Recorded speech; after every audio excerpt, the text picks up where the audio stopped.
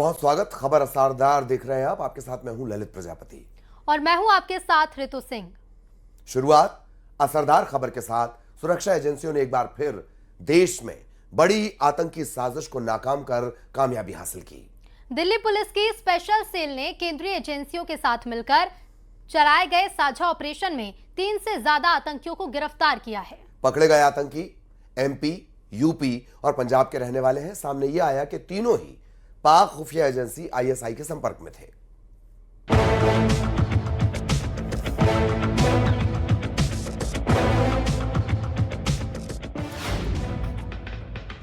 देश में आतंकी साजिश पर बड़ा प्रहार। 3 से ज्यादा आतंकी गिरफ्तार।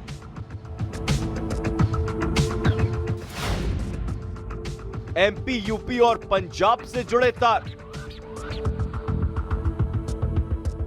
दिल्ली में लाल किले के पास ब्लास्ट के बाद आतंकियों और उनके मददगारों पर देश की सुरक्षा एजेंसियों का ताबड़तोड़ एक्शन जारी है। इसी कड़ी में एक और आतंकी साजिश को नाकाम करते हुए सुरक्षा एजेंसियों को बड़ी सफलता मिली है। 3 से ज्यादा आतंकियों को गिरफ्तार किया गया है। मध्य प्रदेश, यूपी और पंजाब से आतंकियों की गिरफ्तारियां की गई हैं। ये दिल्ली पुलिस और केंद्रीय एजेंसियों का साझा ऑपरेशन था। बताया जा रहा है कि पकड़े गए आतंकी बड़ी साजिश की फिराक में थे। सामने ये भी आया है कि ये सभी आतंकी पाकिस्तानी खुफिया एजेंसी आईएसआई के संपर्क में थे। तीनों पाकिस्तानी आतंकी शहजाद भट्टी के संपर्क में थे। पाकिस्तान नेशनल एक शहजाद भट्टी जो कि गैंगस्टर है, पर आज की डेट में he is working at the behest of intelligence agency of Pakistan. उसने उसके मॉड्यूल को बस्ट किया है और इसमें 3 लोग अरेस्ट किए गए हैं। ये इनमें से एक आदमी जो है वो पंजाब का है, हरगुनप्रीत सिंह, 19 साल का। एक आदमी पंजाब का है, हरगुनप्रीत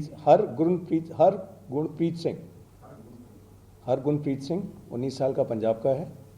दूसरा आदमी इसमें जो है वो एक प्रजापति है जो कि विकास प्रजापति, 19 साल का। ये लड़का दतिया मध्य प्रदेश का है। और तीसरा एक आरिफ है जो कि बिजनौर उत्तर प्रदेश का है। सुरक्षा एजेंसियों ने जिस अंतर्राष्ट्रीय और अंतर्राज्यीय पाकिस्तान समर्थित आतंकी मॉड्यूल का भांडाफोड़ किया है, उसका सरगना पाकिस्तानी आतंकी शहजाद भट्टी है। अब सवाल है कि आखिर शहजाद भट्टी कौन है? शहजाद भट्टी पाकिस्तान की खुफिया एजेंसी आईएसआई से जुड़ा हुआ है और पाकिस्तान के माफिया फारूक खोकर का राइट हैंड है। शहजाद भट्टी का नेटवर्क पाकिस्तान के अलावा दुबई, अमेरिका और कनाडा तक फैला है। शहजाद पर 2024 में अभिनेता मिथुन चक्रवर्ती को धमकी देने के आरोप है और यूट्यूबर रजर संधू के घर पर ग्रेनेड फेंकने का भी आरोप है। शहजाद भट्टी की जेल से लॉरेंस बिश्नोई के साथ तस्वीर भी सामने आई थी।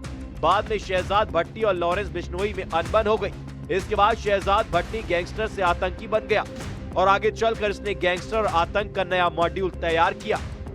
पूछताछ में लगातार ये चीज़ें सामने आ रही हैं कि ये लोग सीधे आईएसआई के कनेक्शन में थे और शहजाद भट्टी की गैंग से जुड़े हुए थे। आपको बता दें कि शहजाद भट्टी वही आतंकी है जिससे अभी अनमोल बिश्नोई ने भी अपनी जान को खतरा बताया था। अनमोल बिश्नोई को भारत लाया गया है और वह लॉरेंस बिश्नोई का छोटा भाई है। लेकिन आतंकियों के तार लगातार भारत में और खास करके मध्य प्रदेश में सामने आ रहे हैं। ये एक गंभीर और बड़ी चिंता का विषय है। दिल्ली पुलिस की स्पेशल सेल काफी समय से इसके नेटवर्क पर नजर रख रही थी। फिलहाल सभी से पूछताछ जारी है और आने वाले समय में बड़े खुलासे होने की उम्मीद है। लेकिन एक बात साफ है कि सुरक्षा एजेंसियों की सतर्कता ने देश को बड़े संकट से बचा लिया और एक बार फिर पाकिस्तान की साजिश को बेपर्दा कर डाला। इन गिरफ्तार आतंकियों के phone, laptop, social media accounts भी जांच एजेंसियां खंगाल रही हैं और इनके संपर्क में जो लोग हैं, जो इनके समर्थक हैं, उनकी भी तलाश की जा रही है। इससे उम्मीद की जा रही है कि आने वाले समय में भी और कई गिरफ्तारियां जल्द होंगी। नई दिल्ली से अशरफ काज़मी, न्यूज़ 18। कल से संसद का शीतकालीन सत्र शुरू होने वाला है। सत्र शुरू होने से पहले सर्वदलीय बैठक में दोनों सदनों के विधायी कार्यों और कई विषयों को लेकर चर्चा की गई, जिसमें तमाम दलों के नेता मौजूद रहे। सरकार जहां इस सत्र में कई विधेयक लेकर आ रही है, तो दूसरी तरफ सेशन छोटा होने को लेकर एसआईआर के मुद्दे पर विपक्ष सरकार को घेरने की तैयारी में है। रिपोर्ट देखिए।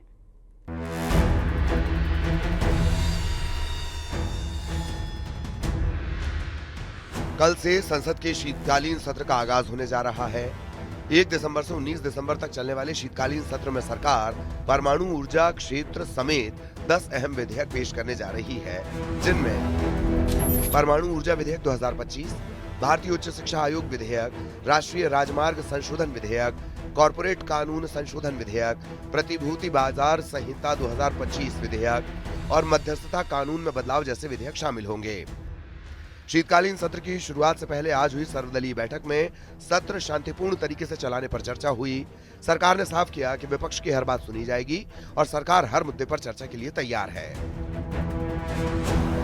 शीतकालीन सत्र का शुरू होने से पहले ऑल पार्टी फ्लोर लीडर्स का मीटिंग बहुत अच्छा से और बहुत ही सार्थक रही है। मैं सारा पॉलिटिकल पार्टीज़ के फ्लोर लीडर्स को धन्यवाद देता हूं। सब ने पार्टिसिपेट किया और अपना अपना पार्टी का पक्ष को रखा है। हमारे सरकार की ओर से आदरणीय रक्षा मंत्री राजनाथ सिंह जी, आदरणीय नेता सदन राज्यसभा जेपी नड्डा जी, मैं, मेरे दोनों राज्य मंत्री साथी, हम लोग पूरा नोट किए हैं और जितने सुझाव आज पॉलिटिकल पार्टीज के फ्लोर लीडर्स का आए हैं, हम उसको विचार करेंगे। सरकार जहां इस सत्र में कई विधेयक लेकर आ रही है और बिना हंगामे सत्र की कार्यवाही चलाने पर जोर दे रही है, तो वहीं एसआईआर के मुद्दे पर विपक्ष सरकार को घेरने की तैयारी में है। कुछ भी नहीं रहा, लोगों ने अपने में बात की, सरकार की तरफ से कुछ भी नहीं आया। आपने क्या रखा था मुद्दा? हमने तो एसआईआर पर रखा। तो सरकार का रुख नहीं है कि इस पे चर्चा करें? सरकार करी नहीं, उसी के सहारे तो बेईमानी करना चाहती है। तो यूपी चुनाव है सर, उससे पहले बंगाल है, तो उसी के जरिए जैसा बिहार में हुआ वही सब यहाँ भी देखने को मिलेगा क्या? उससे ज्यादा कर रहे हैं। अब तो अधिकारियों से कहा जा रहा है कि तुम ऐसा करो, ऐसा करो, ऐसा करो, उनके वोट नहीं करना। आत्महत्या लोग कर रहे हैं, दबाव में आत्महत्या करेगी। इधर कांग्रेस ने भी आरोप लगाया है कि शीतकालीन सत्र बेहद छोटा रखा गया है, जबकि कई ऐसे मुद्दे हैं जिन पर उन्हें सरकार से जवाब चाहिए। ये मुद्दे हमारी प्राथमिकता में शामिल हैं। वोट चोरी को रोकना, अब तो चोरी डकैती बन गई है। जिस तरीके से एसआईआर कराया जा रहा है, जिस तरीके से आतंकवादी गतिविधियां बढ़ी हैं, schedule caste, schedule tribe, minority पे जो जुल्म हो रहा है, पर्यावरण की जो स्थिति हो गई, ये सब हमारे मुद्दे हैं। इस पे स्ट्रेटजी होगी, लेकिन सरकार का एजेंडा तो पता लगे। शीतकालीन सत्र में 15 बैठकें होंगी। सरकार सत्र